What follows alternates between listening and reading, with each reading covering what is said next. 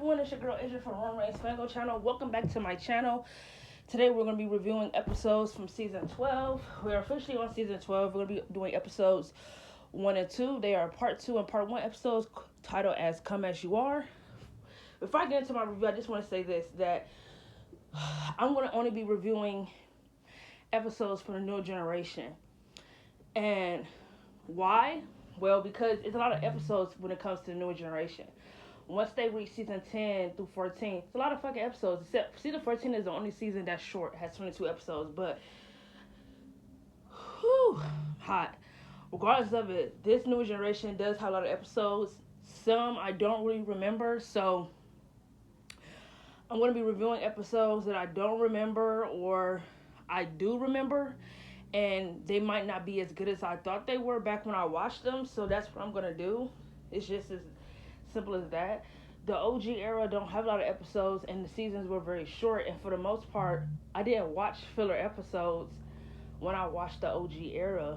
I watched the episodes that were important, and for the most part, they really do have good episodes in the OG era. Like, some are boring, some are swing and a miss, and some are really fucking top notch. So I feel like because the OG era had good episodes, I wanted to review episodes from the new generation, and it's just as that. So like I said, we're on season 12. Let's get into it. I feel like season 12's premiere is really underrated, and it's crazy that I'm saying that because I'm pretty sure I ranked it in my list higher. It had to be like top 3, top 2 when I ranked all the premieres for Degrassi. And some of y'all might think it's bullshit and I'm saying it's underrated because when I go on TikTok, a lot of people love the premiere, and I feel like it absolutely should be beloved. Like, the only thing I would say is that I wish the premiere was, but I just remember in my head at season 11, they just got done with summer break, right? I feel like the way the premiere was like said it felt like they were entering a new school year, but it looked like they were going off into a break, which is exactly what it was, because at the end of season 11, they were going into their winter break. So they're coming back from their winter break. So I feel like when they had uniforms, it was like I feel like when they had uniforms, you knew what grade they were in. I feel like once the uniform got lifted, it was really hard to understand who was in what grade, because Allie, excuse me, Allie, Claire, Jenna, Casey, this was all their junior year in season 12.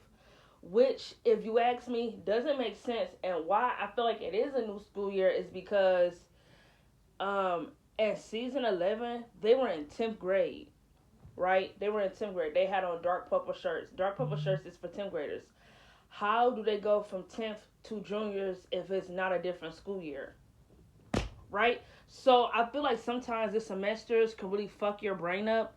And Degrassi, because they don't really like tell you what semester it is. I wish they would have done that more, or maybe the semesters are different in Canada than they are in America. But I just feel like that was weird because Drew and Bianca and they're all seniors, which is rightfully so, because in season 11 it was a new year, right? They're no longer juniors, they're now seniors. So my question is, how the fuck was Allie and Claire and them sophomores in season 11, then they went to being in juniors in this season? Or maybe I'm confused. Maybe they were actually no, let me look it up because I know exactly what t-shirts they had on in season 11.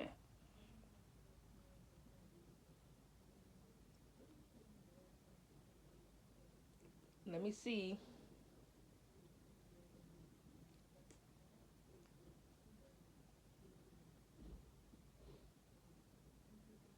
The grassy color uniform. All right, let's get into it. The grassy color uniform. So we already know that yellow is for freshmen, right? Juniors is red, and for purple, and grade 10 is for like a dark color purple. So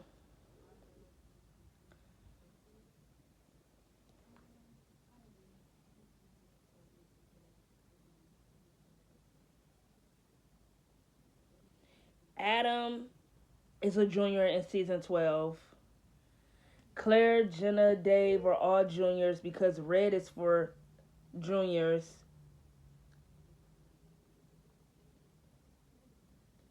Yeah, they're all juniors. So it's given what color were they wearing in season 11. We're going to look at that real quick and then I can really get into the review because I just be confused because I feel like the way their semesters is, it's like it's just hot, hot, hot. Like can't really describe it that, but that's just the best way I could put it. Like I feel like they hop from a grade, if that makes sense. Okay, yeah, they were 10th graders in season 11. I know I'm not tripping because Claire had on a dark purple shirt, but I think when the summer break episodes were over with, Nowhere to Run, I think when they came back they had on red shirts. So we finna go ahead and just click them episodes because me, I might be forgetful. You feel me? So I could be wrong, and this is how the only way I would know, so I could shut the fuck up about this forever.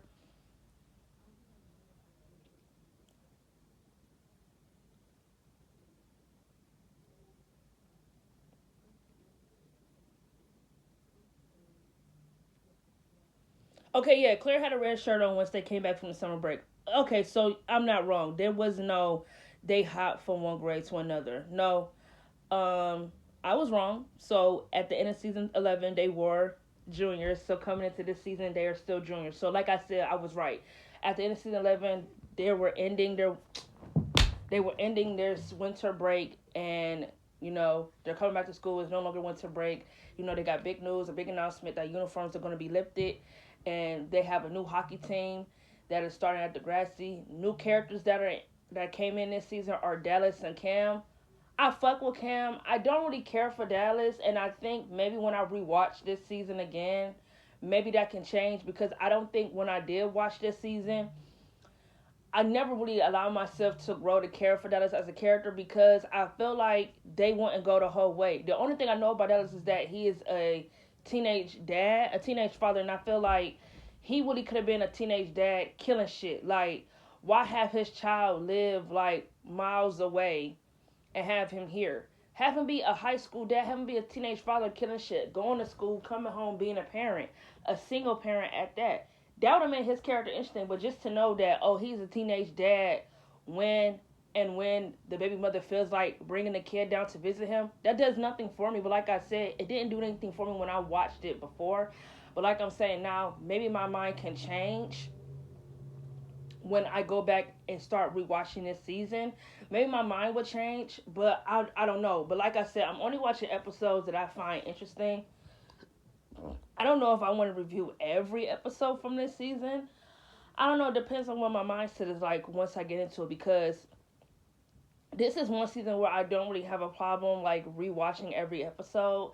But then again, they do give episodes to characters that I don't care for. I do know the next episodes after this, after 3 and 4, I will review episodes 5 and 6 because it's about the freshman class, and I do like when they give the freshmen somewhat of something, so I can do that. But as far as the premiere goes, I really fucked with season 12's premiere. I thought it was really good.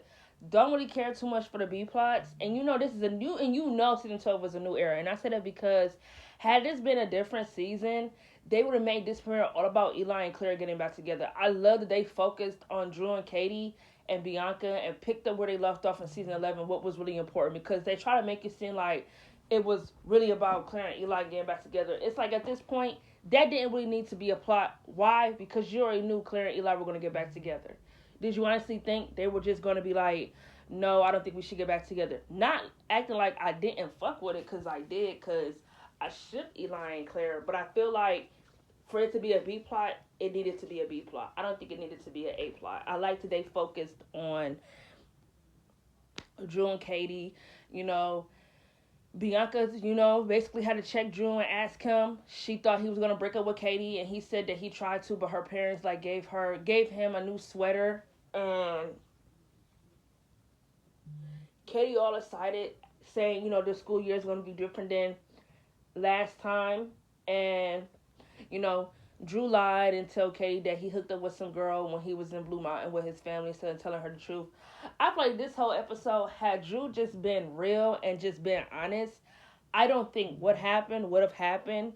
But I feel like Drew is someone who tries to consider everyone's feelings and not try to be that jerk who just feels like, you know what, it is what it is. I don't really owe you an explanation. I just don't want to be with you. Um,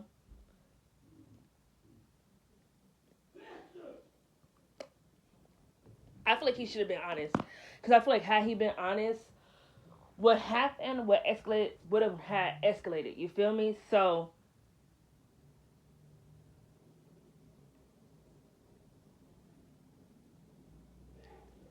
my lips are dry. I'm sorry, y'all. I feel like what would a season premiere be without a fucking party? It's about time Degrassi allowed these kids to turn the fuck up because they barely have parties in this show. Um, Adam and Dallas decide to, throw a party to welcome Dallas to Degrassi.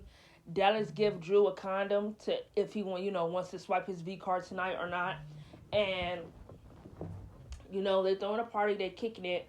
Katie tell Marisol what Drew told her, and she said she feel like she should go and talk to him because she feel like they can work it out and get back together.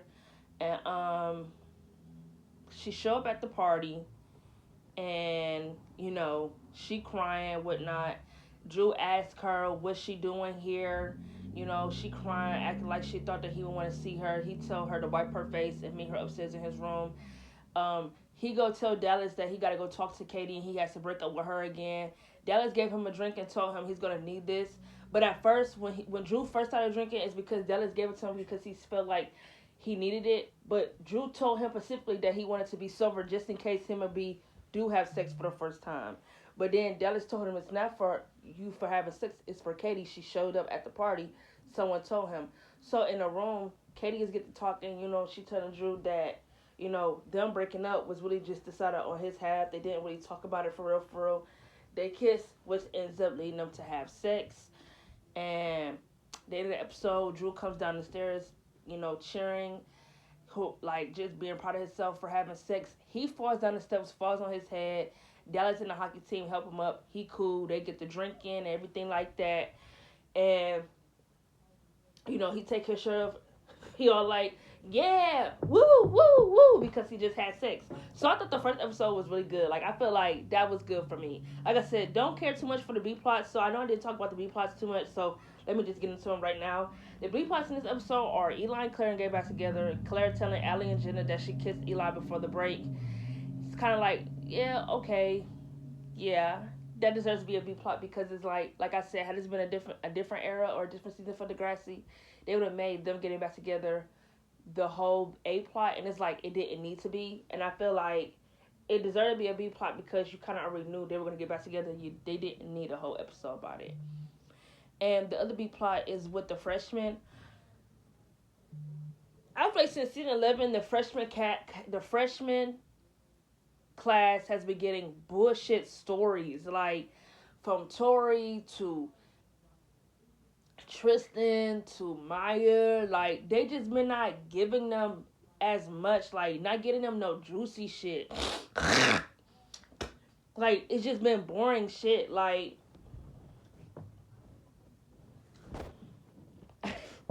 they literally made the B plot with Maya not having any boobs. Like, she might be like 13, 14 in high school. So it's like you don't really expect her to really. I mean, yeah, it's like y'all probably thinking like, oh, she should have hit puberty yet. I'm pretty sure she has. Just some girls don't have big boobs. Some have small. Some have big. It's not that big of a deal. You have what you have. So I don't know why they made that a B plot. I feel like they could have used anything else as a B plot. I feel like using that as a B plot because a fucking senior, I should say, says she has small boobs. That alone is creepy because at the end of the day, she's a fucking child. You're damn near an adult. So like I said, I feel like the freshmen since season 11 have been getting like shitty side plots to where it's like I don't really care for any of them right now at this moment. They just don't really do anything to interest me as much. And then the second part of this episode of season 12 is basically you know, Drew finally breaks up with Katie. he's with Bianca now. At the end of the episode, no, in the cafe, he tells Katie the truth on why he didn't want to be with her, on why he broke up with her. He told her that he realized when she was on drugs, he wanted to be with Bianca, and that Bianca doesn't know that they had sex, and he'd rather she keep it to herself. And she walks out the cafe crying. You know, we skip to the end of the episode. Him and Bianca are back together. They're eating ice cream at the mall. Marisol and Katie, they just like try to chin check them. Marisol calling him a liar and a cheater, and Marisol called Bianca a slut. And Drew said he feel like everything that happened, they should put it behind them now that everything is out in the open. And Katie, basically threw him and said, "Is it?" Because Bianca doesn't know that Katie and Drew had sex. So Katie and Marisol walk away with smirks on their faces, basically giving us the hint that they plotting for real, for real. And Bianca asked Drew, "Is her clothes that slutty?" And he told her, "Do not care, don't give attention to what they're saying, because no, Bianca does not dress slutty, nor does she dress provocative." And they hug, signifying that they are back together for their relationship. Like I said, these part 1, part 2 episodes are really good. I only care for the Drew and Bianca and Katie plot. B plots don't care too much for. So that's all I really got to say when it comes to this review. I'm going to catch you guys in my next deep dive episodes when it comes to season 12. I do have a lot that I want to talk about. Catch you guys in my next video.